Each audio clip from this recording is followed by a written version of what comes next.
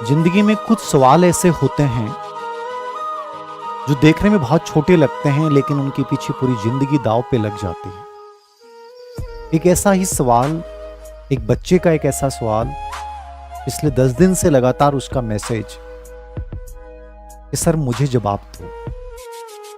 मैं इस छोटी सी क्लिप के माध्यम से उस बच्चे और उस हजारों बच्चों को जवाब देना चाहूंगा। उस बच्चे का मैसेज ये था कि सर मैं 2 साल से किसी से बहुत अटैच था और वो भी मेरे साथ बहुत अटैच। हम दोनों एक दूसरे को बहुत अच्छे से बारीकियों से जानते हैं, समझते हैं, बहुत बातें करते हैं और हमारी लाइफ बहुत अच्छी चल रही है। लेकिन सर कुछ दिनों से ऐसा हो रहा है कि वो जब से एक शहर का नाम लिया उन्होंने, जब से वहां पे वो कोचिंग करने गई हैं जोधपुर, उस बच्चे का क्या नाम है मैं नहीं जानता, तब से उन्होंने मुझे इग्नोर करना शुरू कर दिया। मेरे मैसेज का कोई जवाब नहीं आता है और मैं कुछ दिनों से कुछ भी नहीं पढ़ पा रहा हूं और मुझे ऐसा लगता है कि मैं अपनी लाइफ में सब कुछ खो चुका हूं, हार चुका हूं। आप पढ़ाई की कितनी भी बातें करते हो, मुझे अजीब लगता है और ऐसा लगता है मेरी जिंदगी में सब कुछ खत्म हो चुका है। सुसाइड का अटेम्प्ट करने का विचार बार बार पूरे दिन वही आता है।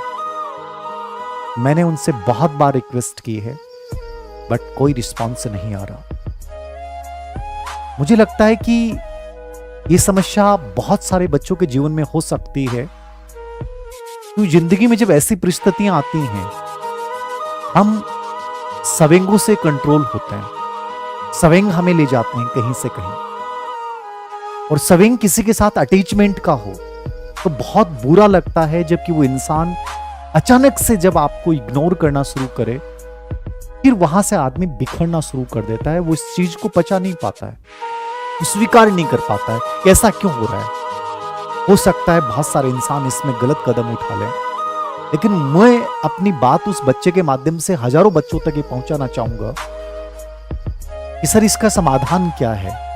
मैं मेरा व्यक्तिगत विचार जहां तक जानता हूं, जिंदगी में जब ऐसे मोड़ या ऐसे पड़ाव आते हैं तो शायद सबसे बड़ा समाधान किसी इंसान ने जिसने तुम्हें इग्नोर किया है, तुम उससे वैसे कोई प्रतिशोध नहीं ले सकते।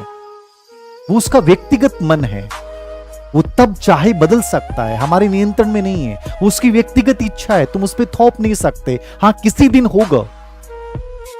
मुझे लगता है कि सबसे बड़ा प्रतिशोध उससे लड़ाई करना, उसको डांटना, उसके साथ कुछ गलत करना नहीं है।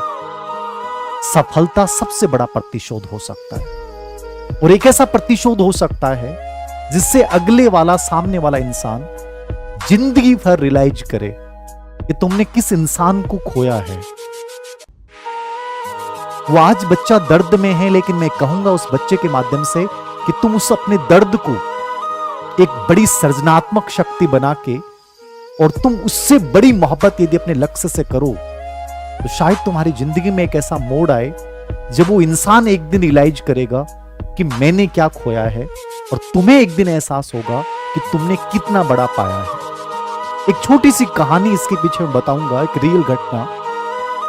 एक यूपी कैडर के आईएएस हैं अभिषेक सिंह, और उनका एक गाना एक बहुत वायरल हुआ है, दिल तोड़ के, जिसकी लाइन थी, तुम दे रही हो दिल में किसी और को जगह, लेकिन वो नहीं चाहेगा तुम्हें मेरी तरह।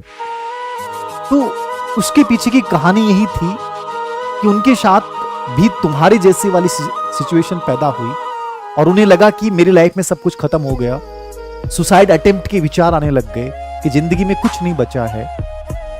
लेकिन बाद में उसी इंसान ने एक ऐसी चीज को चुना, ऐसे लक्ष्य को चुना कि वो जो प्यार मोहब्बत का जुनून था, जो उसको पाने की जो चाहत थी, वो उस लक्ष्य में इतनी बड़ी लगी कि उस इंसान को रियलाइज कराने के लिए उन्होंने आईएएस जैसे एग्जाम में 94 रैंक के साथ सफलता अर्जित की। ये बहुत बड़ी बात होती है लाइफ में। हम अपने अनुसार हर चीज को नहीं चाह सकते कि हम मेरे अनुसार ही ऐसा होना चाहिए, लेकिन हम इतना बड़ा कर सकते हैं कि जिस इंसान ने हमें ठुकराया, जिस इंसान ने हमारी भावनाओं को ठेस पहुंचाया है, उसकी जिंदगी भर के लिए उसको एक ऐसी सिचुएशन में लाके खड़ा कर सकते हैं जहां उसे लगेगा कि यार मैंने बहुत गलत किया,